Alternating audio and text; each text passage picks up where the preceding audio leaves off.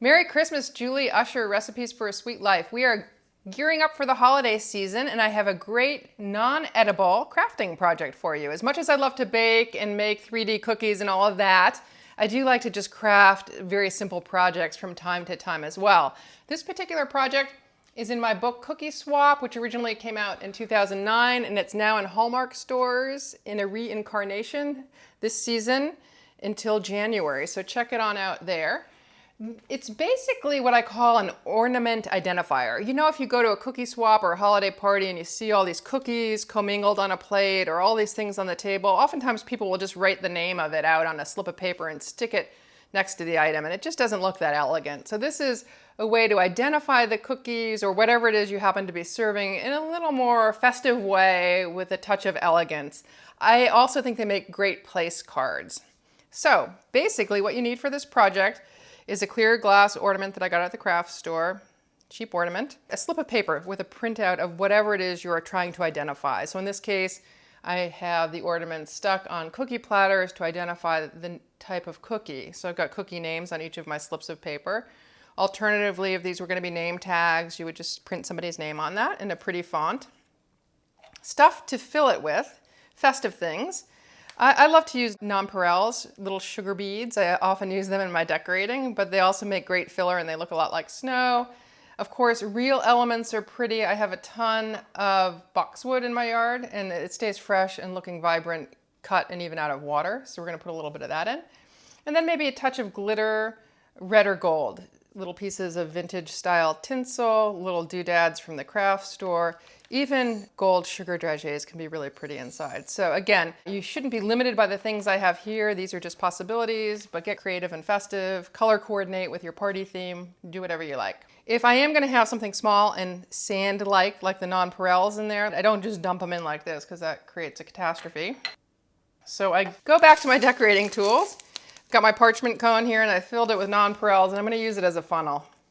So I'm cutting an opening upside down so these don't spill all over the counter, though some did. And I'm just going to use that to funnel in maybe a third of the way because I want to leave room for these other things like the boxwood to show. I like to put that in first. The thing that I'd like to put in next is the slip of paper. If I fill it up with other baubles and things first, then the slip of paper has a hard time getting in there. And what I want it to do is rest against the side of the glass globe so that it looks face out and people can easily read it. So what I'm doing right now is taking my printout and just bending it, kind of rolling it backwards so that when it unfolds, it will be folded in the direction, along the contour of the ornament, if you will. Okay, so it's kind of folded up.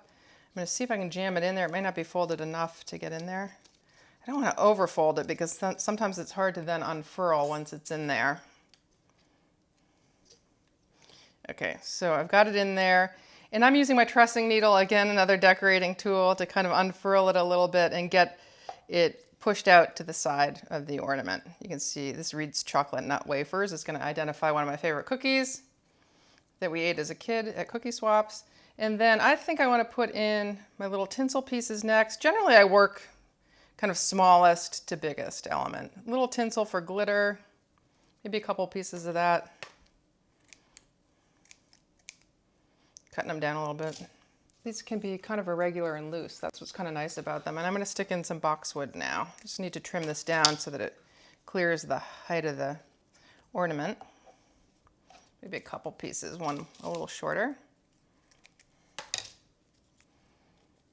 And you could do this up to a couple of days in advance with this boxwood because, as I said, it stays fresh looking for quite a long time. And then you could leave it like that. That's kind of pretty and natural, but I do want a little bit of shimmer and glitter, so I'm going to stick in a few of these red baubles that I got at the craft store.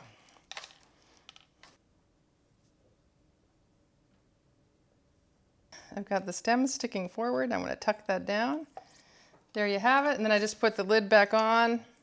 Shake it around if it's not where I want it. Take tweezers if I need to reorient things. But I'm going to let it fall as it wants to fall.